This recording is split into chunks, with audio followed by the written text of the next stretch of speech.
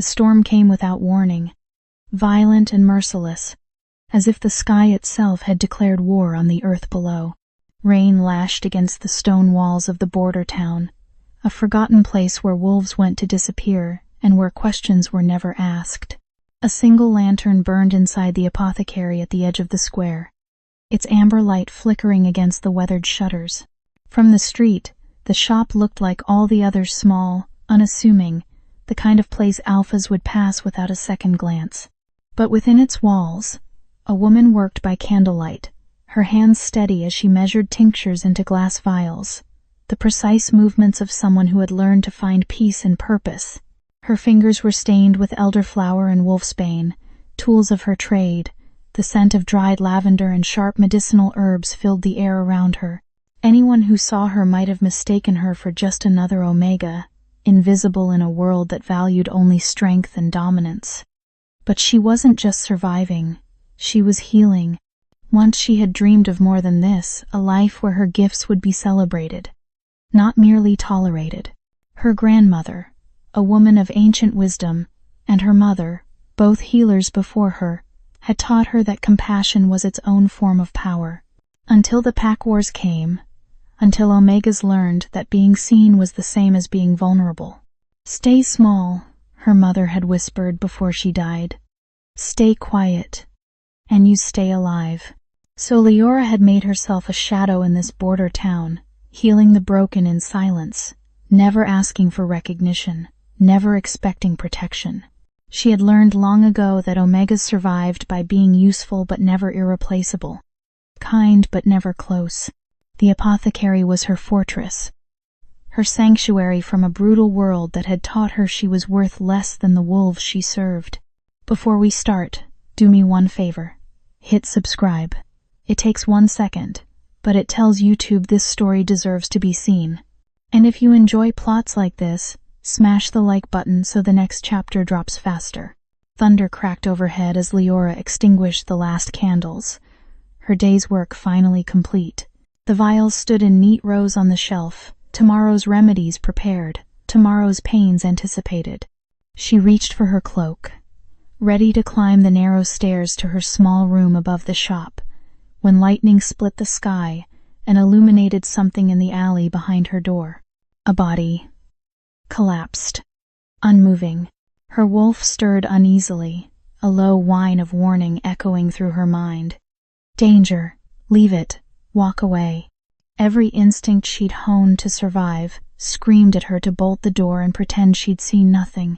The border town had taught her well, mind your business, tend your shop, and never get involved with strange wolves in the dark. But her hands were already reaching for her medicinal bag. Her feet were already carrying her into the storm.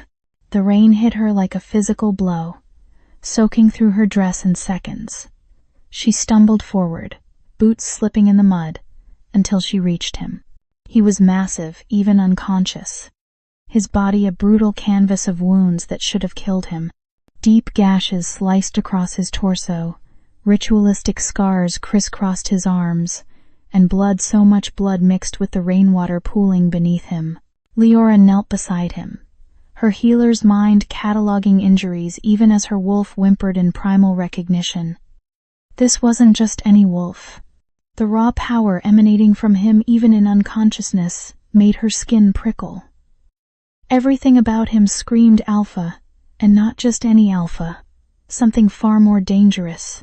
She should have run. Instead, she grabbed his arm and pulled. Gods, the weight of him. She dragged him inch by agonizing inch across the mud, through her door, leaving a dark trail of blood across her wooden floor. Her muscles screamed in protest, but she didn't stop until he was inside, sprawled across her workspace.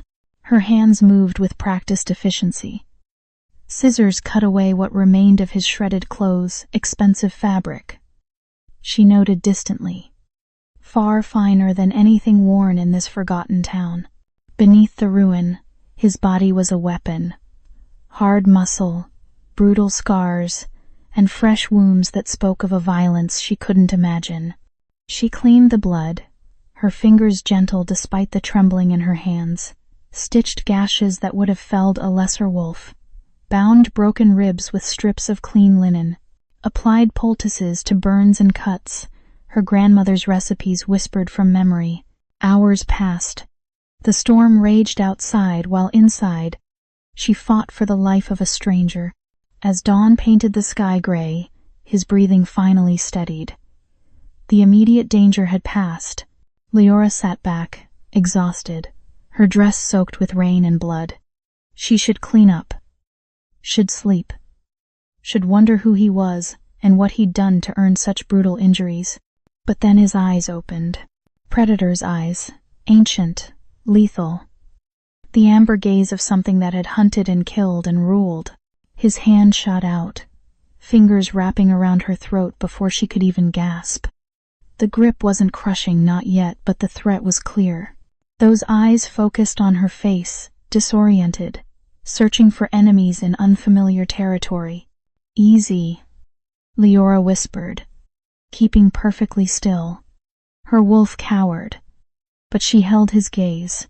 "You're safe. You were dying. I'm a healer." For a long moment, he stared at her. Then something shifted in those dangerous eyes, confusion, perhaps recognition that she meant no harm. His grip loosened, fingers falling away. "Why?" The word was barely a rasp. "Because you were dying," she said simply. He stared at her as if she'd spoken a language he'd forgotten existed. Then his eyes rolled back, consciousness fleeing once more.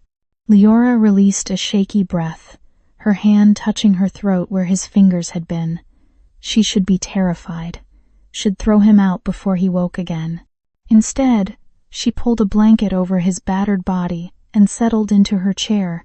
Outside, the rain slowed to a whisper. Inside, an Omega kept vigil over a stranger whose very presence promised that nothing would ever be the same. Morning light filtered through the shutters when Alistair's eyes opened again.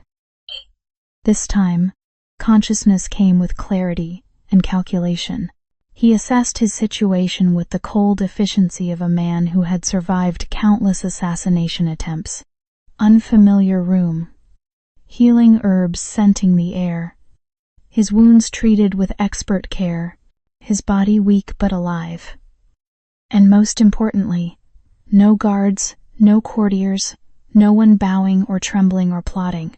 The Omega from last night, she sat curled in a chair by the window, asleep, her dark hair falling across her face, exhaustion etched lines around her eyes. His blood still stained her dress. She had no idea who he was. The realization struck him like lightning. In all his years as Alpha King, Alistair Runehart had never been anonymous.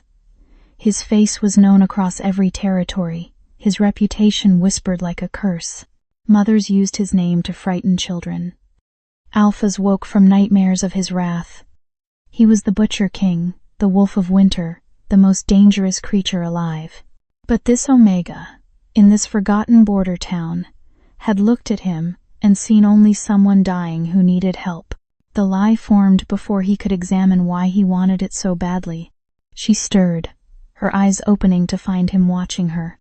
For a heartbeat, wariness flashed across her features, a rabbit recognizing a wolf. But she didn't flinch. "You're awake," she said, rising from the chair with careful grace. "How do you feel? Like I should be dead." His voice was rough, unused. "You're a healer." "I am."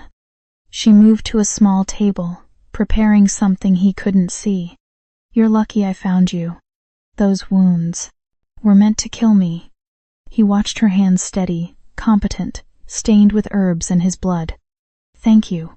She glanced at him, surprise flickering in her dark eyes, as if alphas didn't thank Omegas in her world, as if kindness was a language she'd stopped expecting to hear.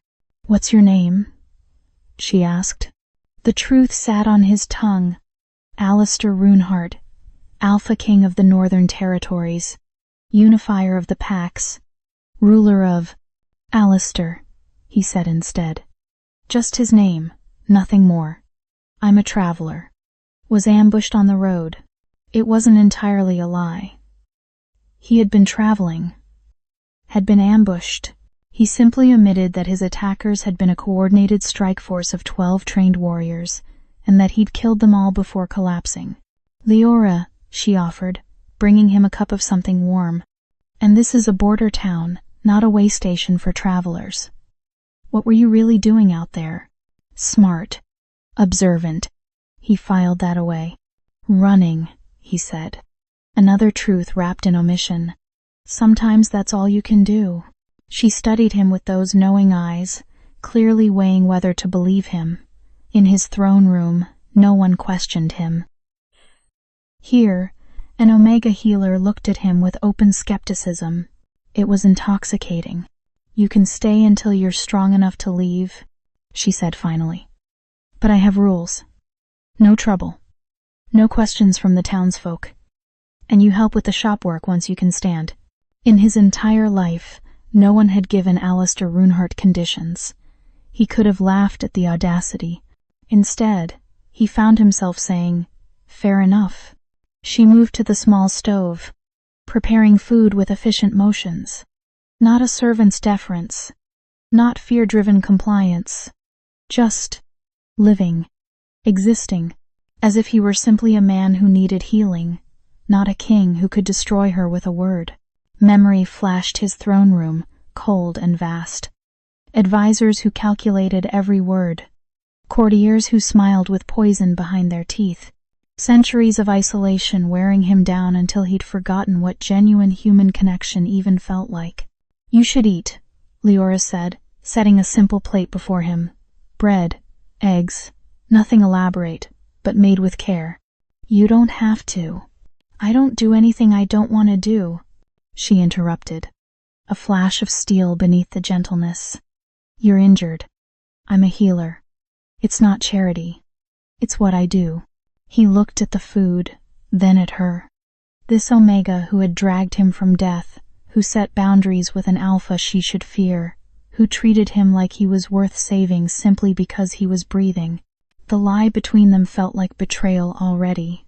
But Alistair took the plate anyway, because for the first time in centuries, someone had looked at him and seen a man instead of a monster.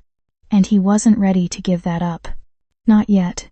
The strangers arrived on the 7th day, and Alistair knew immediately they were hunting.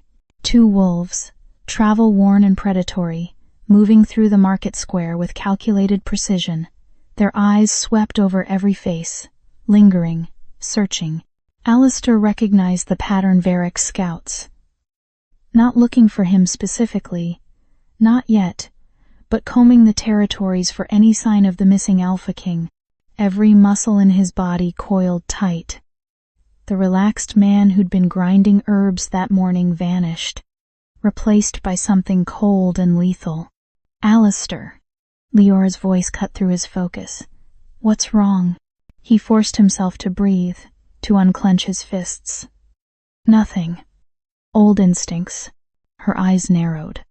She'd gotten better at reading him, he realized. Could sense the shift in his energy, the predator emerging beneath the careful mask. "Those men," she said quietly. "You know them?"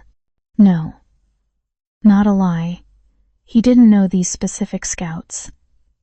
"But I know their type." The scouts entered the apothecary an hour later. Alistair was in the back room, but every nerve screamed awareness. "Afternoon," one said to Liora, his smile not reaching his eyes. "We're looking for someone. Tall, dangerous looking, might be injured. Seen anyone like that?" Alistair moved to the doorway before he could stop himself. Both scouts' gazes snapped to him, assessment flickering across their features. He kept his posture relaxed, unthreatening, but everything in him prepared for violence. "Just me and the lady here," Alistair said evenly. "No one else." The lead scout's nostrils flared, scenting the air. Looking for something. Recognition? Power? Alistair had learned long ago how to mask his true nature, to appear lesser than he was. "You're not from here," the scout observed. "Traveler. Got injured, she patched me up." Alistair let boredom color his tone. "Anything else?" The scout held his gaze a beat too long. Then, something shifted. a calculation. The man took a step toward Liora, invasion written in his body language. Maybe the pretty Omega knows more than she's. Alistair didn't move, didn't raise his voice. Simply let a fraction of his true power leak through.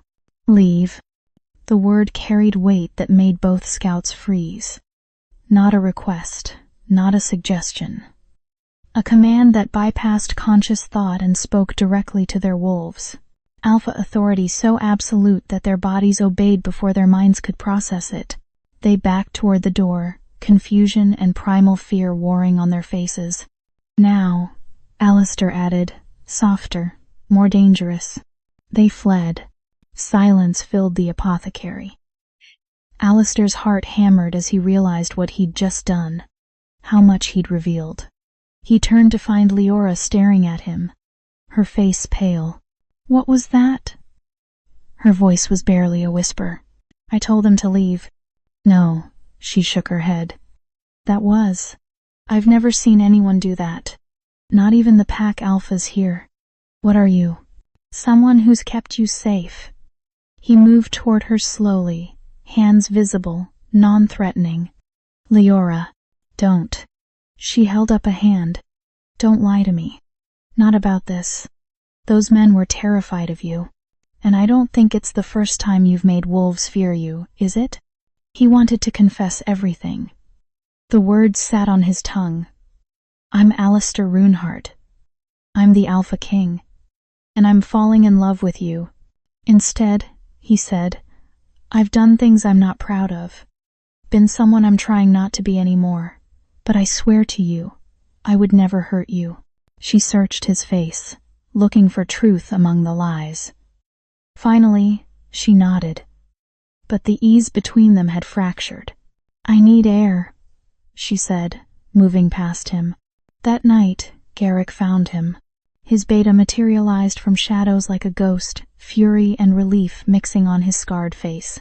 Your Majesty, we've been searching for weeks. The kingdom. Keep your voice down, Alistair hissed. They stood in the alley behind the apothecary, far from Liora's hearing. Garrick looked at him like he'd grown a second head. Varek's forces are hunting you. Your court is in chaos. And you're... what? Playing house with an Omega healer? I'm recovering. You're recovered. I can smell it. Garrick's eyes were sharp. What's really going on? Alistair looked at the window where Liora's candlelight flickered. I need more time. For what? I don't know, Alistair admitted. The truth tasted like defeat. But I'm not ready to go back. Not yet. Garrick was silent for a long moment. She doesn't know who you are. No. And when she finds out, when Varek's army comes here looking for you, when she realizes you've put her entire town at risk, I'll protect her. You'll destroy her, Garrick said quietly. The Alpha King doesn't get to have gentle things. You know this. Alistair's hands clenched into fists. 1 more week. That's all I'm asking. 1 week, Garrick agreed grimly. Then you return, with or without her forgiveness. He vanished as silently as he'd come, leaving Alistair alone in the dark. Above, Liora's shadow moved past the window, beautiful, kind, completely unaware that the man she'd saved was the monster who would inevitably break her heart. The Harvest Festival transformed the border town into something almost magical. Lanterns hung from every doorway, casting warm pools of light across cobblestone streets. Music drifted through the air, fiddles and drums, laughter and song. For one night, the forgotten town remembered how to celebrate. Liora emerged from the apothecary in a simple dress, her dark hair unbound, and Alistair forgot how to breathe. You're staring, she said, but a smile played at her lips. You're beautiful. The words came easier now, after 10 days of living in her orbit. 10 days of watching her heal the sick, feed the hungry, move through the world with quiet grace. 10 days of falling completely, irrevocably in love. She took his offered arm, and they joined the celebration. Alistair had attended countless royal balls, glittering affairs of politics and poison, where every smile hit a blade. This was different. Real. Neighbors greeting each other with genuine warmth. Children weaving through the crowd, shrieking with joy. An elderly wolf pressing a cup of spiced wine into his hand with a toothless grin. "Thank you for helping our Liora," the old woman said. "She works too hard. That one. Needs someone to look after her for a change." Liora blushed.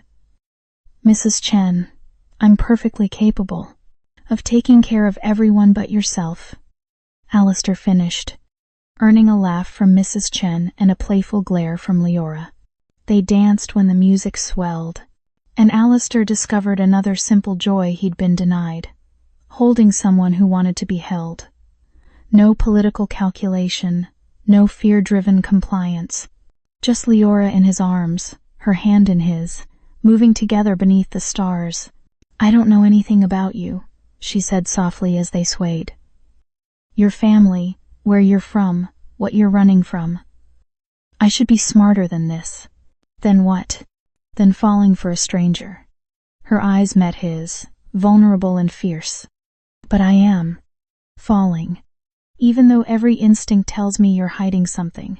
Even though I know this probably ends badly." The confession hit him like a physical blow. She was giving him her heart, despite the lies. Despite the danger she sensed but couldn't name.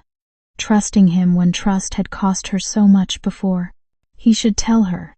Right now. Confess everything and let her choose with full knowledge.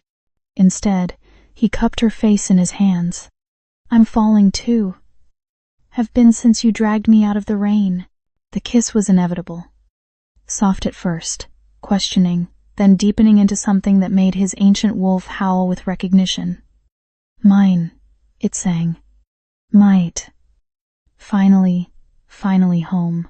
They left the festival early, hands intertwined, the space between them charged with want and need, and something far more dangerous than desire.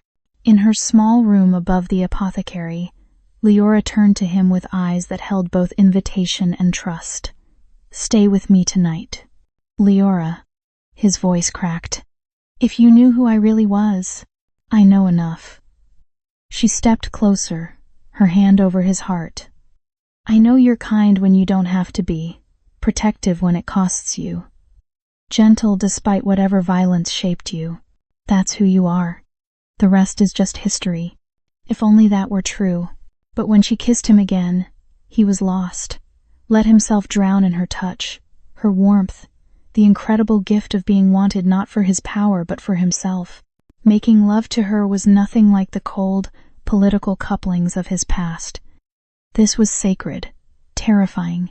Her sighs against his skin, her fingers tracing his scars without fear, the way she looked at him like he was precious instead of dangerous. "Alistair," she breathed, and his name on her lips felt like absolution. Afterward, she curled against his chest, her breathing slowing into sleep. Alistair held her as moonlight painted silver across her skin, and faced the brutal truth he could no longer deny. He loved her. Completely. Devastatingly. Would tear apart kingdoms to keep her safe. Rewrite his entire brutal legacy if it meant she'd keep looking at him like he was worthy of redemption. But his week was almost up. Varek would return. Varek's forces were closing in, and Liora still had no idea she was sleeping in the arms of the most dangerous alpha alive. The lie between them felt like a knife in his chest, twisting deeper with every peaceful breath she took. He should wake her. Confess everything. Give her the choice to run while she still could. Instead, he pressed a kiss to her hair and tightened his arms around her, a condemned man stealing one more moment of grace before the executioner came. Tomorrow, he promised himself, tomorrow he'd find the courage to tell her the truth. But tonight, just for tonight, he let himself believe in the impossible. That a monster could be loved, that the past could be forgiven, that an Omega and a king could build something real from the ashes of lies. Outside, clouds gathered on the horizon. The storm was coming. They came at dawn, when the town was still drowsy and vulnerable. Alistair woke to the scent of foreign wolves, dozens of them, surrounding the apothecary like a noose tightening. He was out of bed instantly, every sense screaming danger. "Liora, get up. Now." She startled awake, confusion giving way to fear as she registered his tone. "What?" The window exploded inward. Alistair moved on pure instinct, pulling Liora behind him as glass rained down. 3 wolves poured through the opening, teeth bared, and he recognized the insignia burned into their armor. Varek's elite guard. "Finally found you, Runehart," the lead wolf snarled, the king of cowards, hiding behind an Omega's skirts. Liora's sharp intake of breath cut through him like a blade. Runehart. She'd heard the name. Everyone had. But there was no time for explanations. More wolves were breaking through the door, the walls, converging with lethal precision. This wasn't a scouting party. This was an execution squad. And Liora was in the crosshairs. Something primal and ancient surged through Alistair's veins. He'd been holding back for weeks, suppressing his true nature, playing human. No more. The first wolf lunged at Liora. Alistair caught him mid-leap, and the sound of breaking bones echoed through the apothecary. He moved like death itself, faster than their eyes could track, stronger than their pack combined. Each strike was brutal efficiency, centuries of combat distilled into devastating precision. But more kept coming. Too many. They'd die here, unless— Kneel. The word erupted from him with the full force of his Alpha King authority. Not a command. A compulsion woven into the fabric of their wolf nature. Impossible to resist. Every attacking wolf dropped instantly, necks bared in involuntary submission, their bodies betraying them even as their minds screamed to fight. Silence fell like a hammer.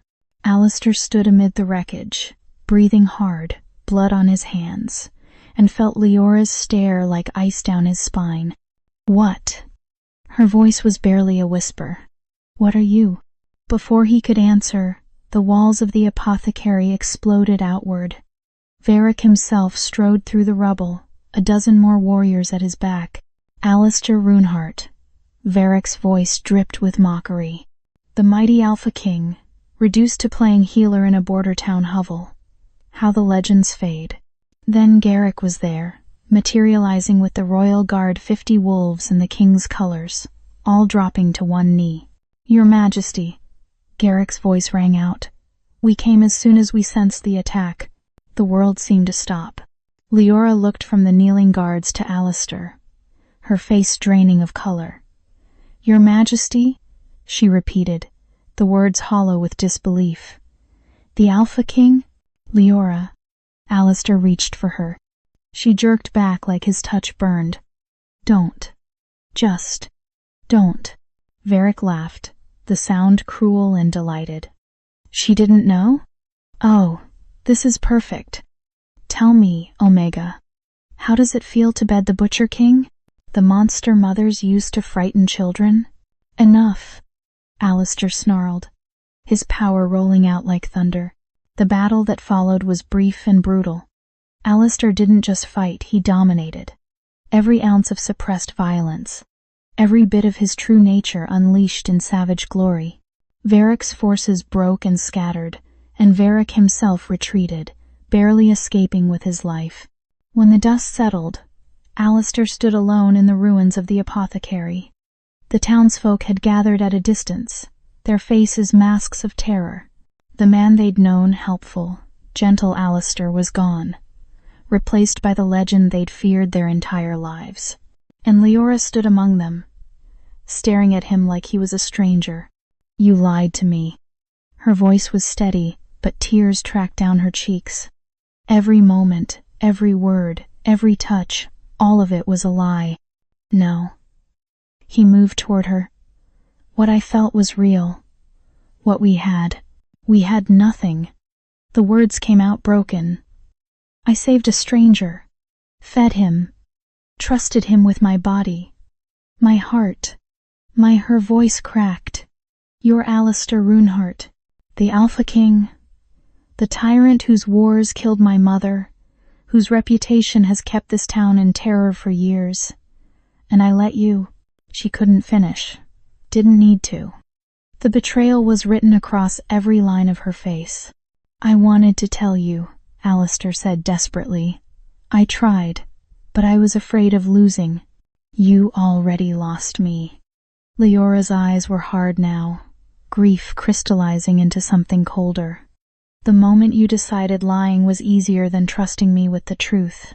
Leave. Go back to your kingdom. And don't ever come back. Liora, please. Go." The word was a scream that shattered what remained of his heart. Garrick's hand on his shoulder. "Your Majesty, we need to leave. Varek will regroup." Alistair looked at the woman he loved, at the ruins of the safe haven she'd built, at the fear in the eyes of people he'd come to care for. His presence had brought this destruction. His lies had broken her trust. He'd done what he always did. Destroyed something beautiful. "I'm sorry," he whispered, knowing it would never be enough. Then he turned and walked away, leaving pieces of his soul bleeding on her floor. The royal procession moved through the town in silence. Behind them, Liora sank to her knees among the rubble of her apothecary, alone. The Alpha King returned to his throne that night, but the man who'd learned to hope, to love, to be something more than a monster, that man died in a border town apothecary, killed by his own cowardice. The apothecary felt like a tomb. Liora rebuilt it with her own hands, refusing help from neighbors whose pity she couldn't bear.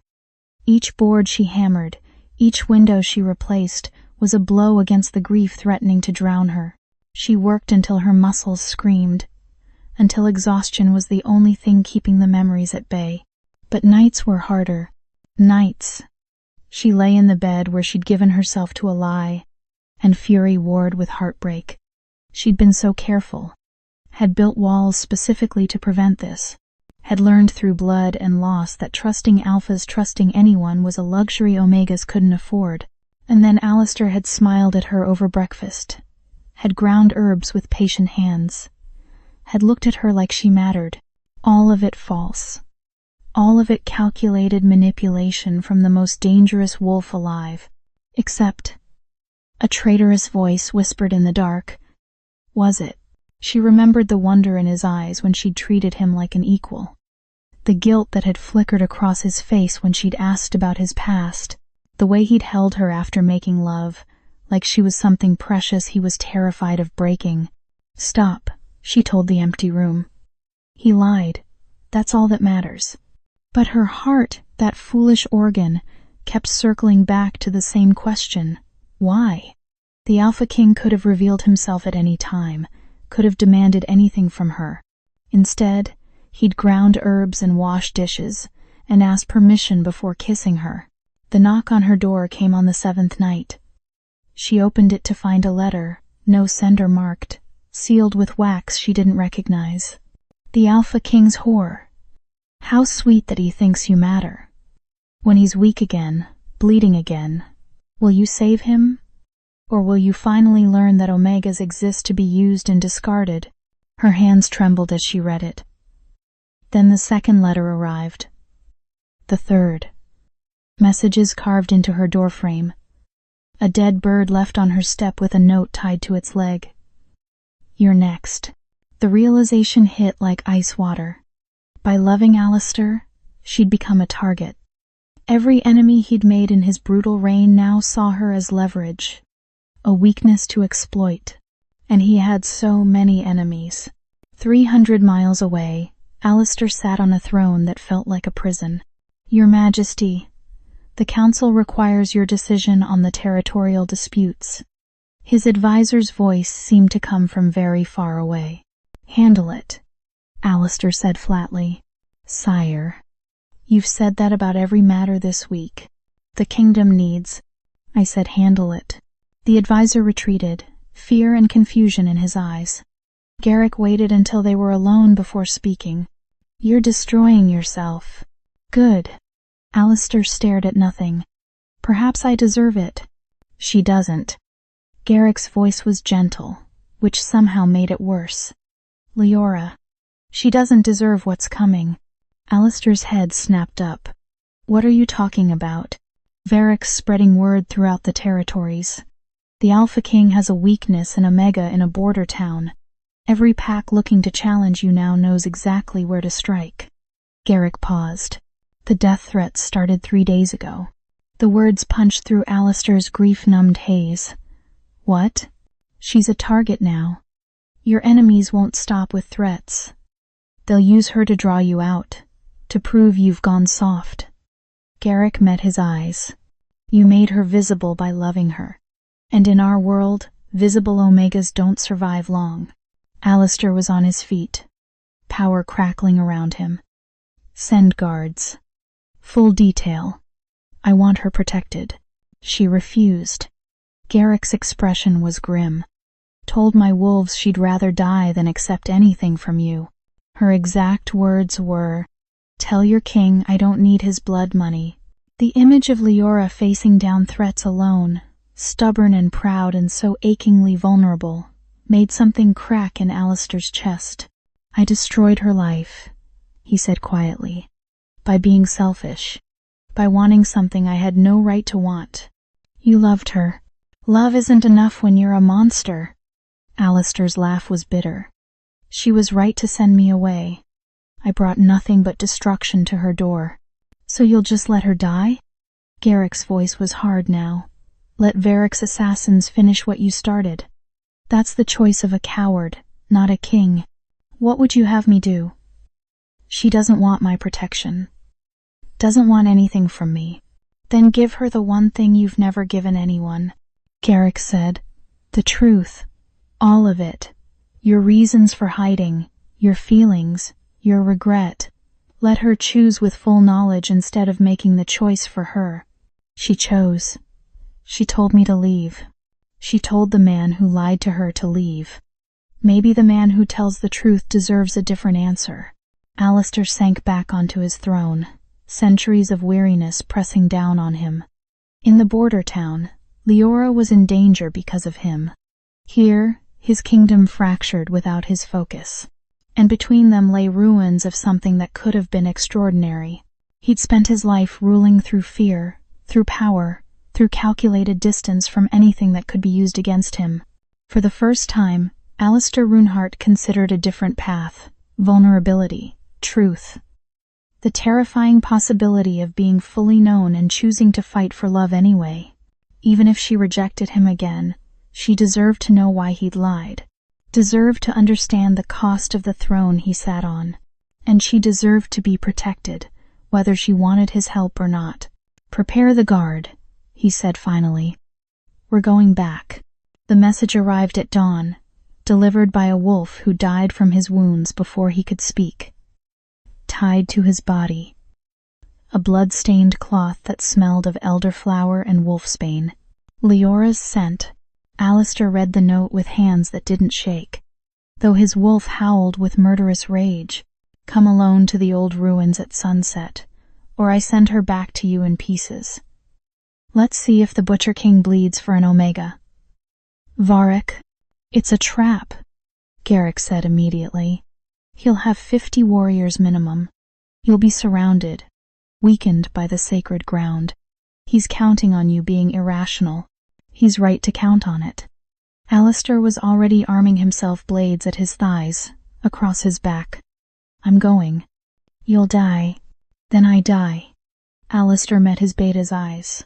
But I won't let her pay for my mistakes. Mobilize the guard. Follow at a distance. If I fall, you protect her. That's an order. And if she doesn't want protecting, she doesn't get a choice, Alistair said coldly. Not about this. The old ruins sat on sacred ground, where alpha blood had been spilled for centuries. The stones themselves seemed to drink power, weakening any wolf who fought there. Alistair felt the drain immediately, his strength leached away. His wolf's fury muted to a dull roar. Varek stood in the center, and beside him, bound and defiant, was Liora. Their eyes met across the ruins. Hers widened in shock, then flashed with fury. You came, her expression said. You absolute fool. The king arrives, Varek announced, his voice carrying to the 100 wolves surrounding them. Tell me, Runehart, how does it feel, trading your life for an Omega's? Your enemies are watching. They'll never fear you again. Let her go, Varek. Your quarrel is with me. My quarrel is with what you represent. Varek circled like a predator. The old ways, the brutal king. But you've shown weakness, haven't you? Fallen for the gentlest creature in our world. It makes you human. Killable. Alistair's eyes never left Liora. Release her, and you can try. In the shadows between them, Liora worked at her bonds with teeth and determination. They'd underestimated her, assumed an Omega would be helpless. But she'd survived pack wars, rebuilt her life from ashes, dragged a dying king from the mud through sheer stubborn will. The ropes frayed, snapped. The moment she was free, chaos erupted. Varek's warriors rushed forward. Alistair met them with centuries of violence distilled into brutal art. Even weakened, even outnumbered, he was still the Alpha King. Each strike was lethal precision. Each movement calculated devastation. But there were so many, and the sacred ground sapped his strength with every heartbeat. A blade slipped through his defense, opening a gash across his ribs. Another caught his thigh. He was drowning in enemies. And for the first time in his long life, Alistair felt fear, not of death, of failing her. Then Liora was there, a wolf's jawbone gripped in her hands, swinging it with desperate ferocity. She wasn't a warrior, every movement was unpracticed, survival instinct over skill. But she fought anyway, refusing to be the helpless victim Varek had assumed. You came back, she gasped between blows. You stupid, arrogant. I love you, Alistair said, cutting down another attacker. I should have said it before, should have been brave enough to tell you everything. I love you, Liora. That's the only truth that matters. The words rang across the ruins. 100 wolves heard the Alpha King declare his heart. Varek laughed, wild and unhinged. Love? You think love makes you strong? It makes you weak. He lunged, and the fight between alphas became something primal and savage. They were matched in skill. But Alistair had something Varek didn't, a reason to survive beyond pride or power. Every time he looked at Liora, fierce and bleeding and fighting beside him, he found strength he didn't know he possessed. The final blow came when Varek made a mistake. Dismissed Liora as irrelevant. She threw her makeshift weapon with healer's precision, and it struck the back of his knee. He stumbled. Alistair's blade found his throat. Mercy. Varek husped. The old Alistair would have killed him, would have made an example, ruled through fear. Instead, he looked at Liora and saw a different path. You'll live, Alistair said, but you'll swear loyalty, or you'll leave these territories forever. The choice is yours. Varek's remaining warriors lowered their weapons. The battle was over. Garrick arrived with the royal guard, but Alistair only had eyes for Liora. She stood among the carnage, exhausted and bloodied, her healer's hands stained with violence. You came for me, she whispered. Always. He moved toward her slowly. I know I don't deserve forgiveness. I lied. I put you in danger. She kissed him, fierce and desperate and real. You're an idiot, she said against his mouth. A lying, arrogant, impossible idiot. But you came back, risked everything. Showed me. Her voice broke. You showed me your love is real. The rest we can work through. If you're willing to try, I'll spend my life trying. Alistair promised. If you'll let me. She pulled back, studying his face. The monster and the man. Finally visible in equal measure. No more lies. No more secrets. I need all of you, the king and the healer grinder. The warrior and the man who makes terrible tea. You have me, he said. All of me. For as long as you'll have me. Around them, wolves knelt, not in fear, but in witness to something unprecedented. Their Alpha King, choosing love over power, vulnerability over strength. The journey to the capital took 3 days, and with each mile, Liora felt the weight of what she'd agreed to settle heavier on her shoulders. "You can still change your mind," Alistair said quietly as the castle came into view, a massive structure of stone and power that made her border town apothecary look like a child's playhouse. "Can I?" She looked at him. "If I walk away now, Varek's allies will still hunt me. Your enemies will still see me as leverage. The moment you loved me, my quiet life ended. I'm sorry." "Don't." She took his hand. "I'm not. Terrified, yes. Completely out of my depth, absolutely. But not sorry." She squeezed his fingers. "I shut you out when you tried to explain. Told you to leave before hearing your reasons. I was hurt, but I was also unfair. We both made mistakes." The throne room fell silent when they entered. Hundreds of eyes tracked their movement, nobles in fine clothes, warriors in gleaming armor, advisors whose faces showed varying degrees of shock and calculation, and Omega, walking beside their king as an equal. "Lords and ladies," Alistair's voice carried absolute authority. "I present Liora of the Borderlands, my mate, your future queen." The explosion of protest was immediate, voices overlapping in outrage, disbelief, barely concealed disgust. "And Omega cannot rule. This is an insult to tradition. Your Majesty, surely you cannot be serious." "Enough." The command silenced them instantly. Alistair's power rolled through the room like thunder. "I am your king. I have bled for these territories, unified the packs, and brought peace through strength. And I tell you now, she is my choice. Anyone who challenges that challenges me." Into the tense silence, Liora stepped forward.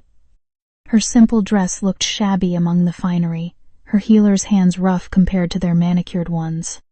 But she met their gazes without flinching. "I know what you think of Omegas," she said clearly. "That we're weak, submissive, meant to serve, not lead. I grew up hearing those words, believing them for longer than I should have." She turned slowly, making eye contact with as many as she could. "But I've also spent my life healing your wounded, easing your pain, keeping your children alive through fever and plague.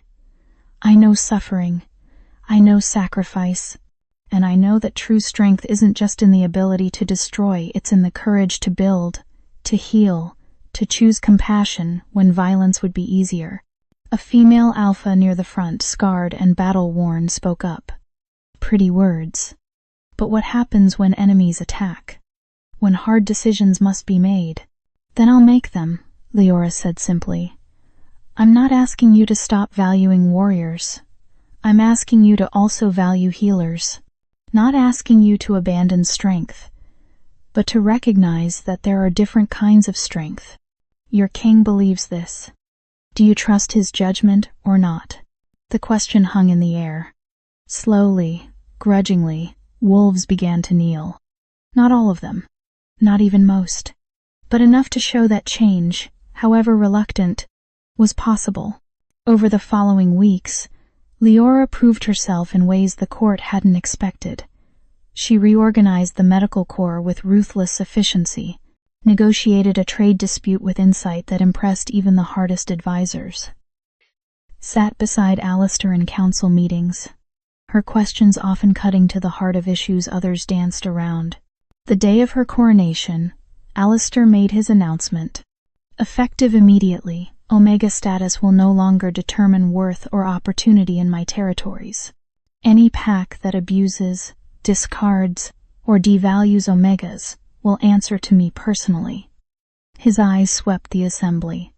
"We have built our world on the premise that strength is everything, but my mate has shown me that compassion is strength, healing is strength, and the courage to be vulnerable in a brutal world is perhaps the greatest strength of all."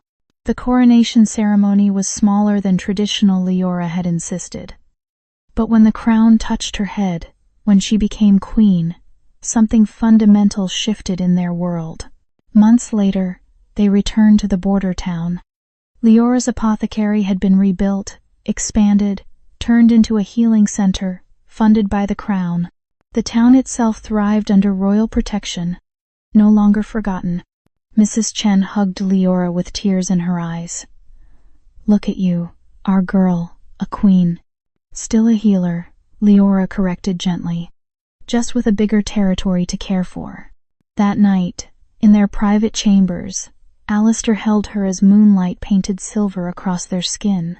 "Do you regret it?" he asked quietly. "Giving up your peaceful life?" "That life was never truly peaceful, just smaller." She turned to face him. "You gave me something bigger to fight for. A chance to change things for every Omega who's been told they don't matter. I should have told you the truth from the beginning." "You should have," she agreed. "But I understand why you didn't. For the first time in your life, someone saw you as just a man. That must have been." She traced the scars on his chest. "Precious." "You're precious," he whispered. "You saw a dying stranger in the rain and saved him anyway. No agenda, no fear, just kindness. You gave me something I'd never had, the gift of being known and loved anyway." "I'd do it again," Liora said fiercely. 1,000 times over. Even knowing everything, the danger, the lies, the impossible complications, I'd still drag you out of that rain. Because some people are worth saving, even dangerous alpha kings who make terrible life choices. He laughed, the sound rich and real. "I love you. I know. You fought an army for me. Kind of gave it away." They held each other as night deepened around them. Two people who had learned that the strongest bonds are forged not in perfection, but in the courage to be flawed and choose each other anyway. Outside, their kingdom slept. Inside, a monster who'd learned to be a man and a healer who'd learned her worth built something new from the ruins of what they'd been. Sometimes the most dangerous thing you can do is show kindness to a stranger. Sometimes that kindness saves more than one life. Sometimes it saves an entire world. If you made it this far, you already know this story isn't done. Hit that like button if you enjoyed this chapter, and make sure you're subscribed so you don't miss the next one.